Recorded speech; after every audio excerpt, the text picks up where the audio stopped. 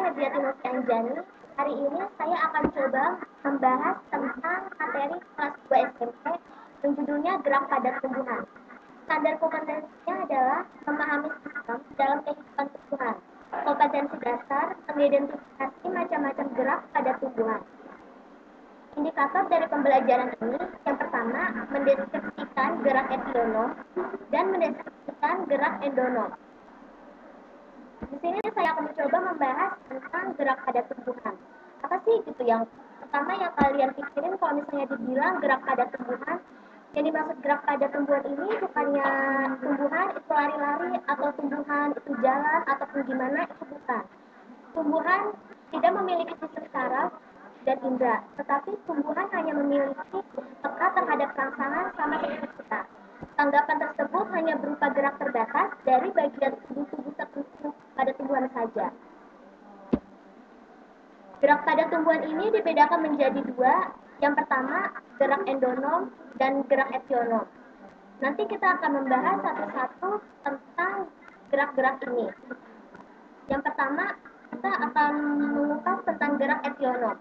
Gerak epionom ini dipengaruhi oleh rangsangan dari luar tumbuhan. Itu ada dua. Yang pertama, gerak tropisme, gerak taktis, dan gerak nasti. Gerak taktis ini pengaruh rangsang dari luar tumbuhan. Contohnya ada geotropisme, fototropisme, hidrotropisme, dan sigmotropisme. Yang pertama, fototropisme. Fototropisme ini rangsangan berupa cahaya. Yang seperti kita lihat pada gambar yang ini, itu tumbuhan itu mengikuti arah datangnya cahaya ya. Terus kalau geotropisme seperti gambar yang ini, yang ini, itu arah gravitasi bumi. Jadi kalau akar itu kan tumbuhnya ke bawah, jadi dia itu geotropisme positif. Sedangkan kalau batang itu geotropisme negatif. Dan yang kedua, yang sebelah sini, sigmotropisme. Ini contohnya.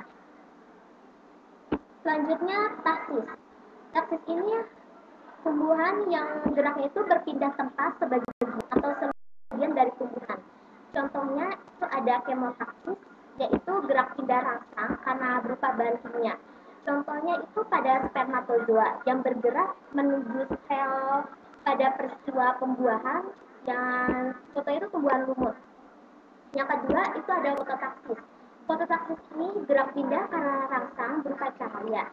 Contohnya itu ada klorofil yang seperti kita lihat di gambar sebelumnya, dia itu kan bergerak menuju arah datangnya cahaya.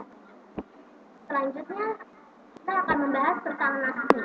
Nasti ini yang paling sering kita dengar, yang sering kita temukan contoh tumbuhannya. Nasti ini merupakan gerak yang arahnya tidak dipengaruhi oleh rangsang tetapi ditentukan oleh tumbuhan itu sendiri. Gerak nasti ini ada seismonasti, niktinasti, termonasti, dan fotonasti. Ini merupakan contoh gambar dari fotonasti. Ini fotonasti yang berupa rangsang cahaya juga. Terus yang sebelah sini itu niktinasti ini rangsang berupa gelap. Jadi dia tuh kalau misalnya malam hari dia itu akan mengatur seperti pada gambar ini. Terus yang ketiga ini ada seismonasti. Seismonasti ini contohnya pada tumbuhan putri malu. Ya itu mah sering ya kita lihat gitu. Itu kalau misalnya di situ dia itu bakal nusuk. Berarti itu tandanya dia itu rangsang berupa simpan atau kejutan.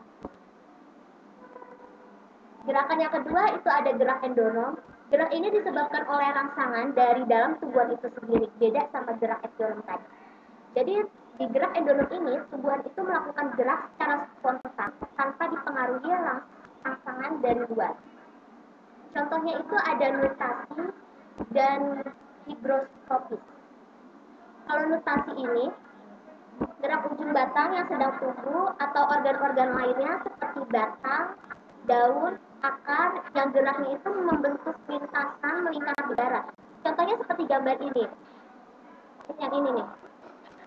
Yang ini tuh contoh hidra yang seperti kita lihat daunnya itu melingkar pada batang. Nah itu contohnya nasti. Sedangkan kalau higroskopis yang ini itu merupakan rangsang dari perubahan kadar air di dalam bagian tumbuhan. Jadi ini itu tumbuhan itu apa petechina.